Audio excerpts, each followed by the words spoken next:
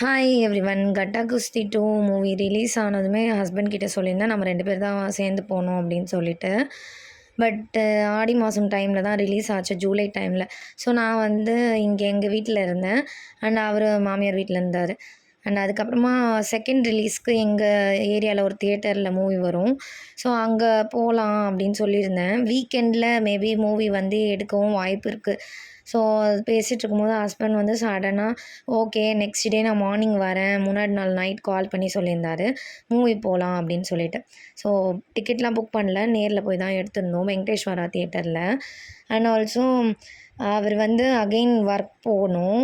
டேரெக்டாக மூவி வந்து பார்த்துட்டு மார்னிங் ஷோ அதுக்கப்புறமா அவரை வந்து நான் ரயில்வே ஸ்டேஷனில் ட்ராப் பண்ணிட்டேன். From Chennai to Tiruvallur only movie பார்க்க மட்டும் வந்துட்டு அகைன் போயிட்டு ஒர்க் ஸ்டார்ட் பண்ணணும்.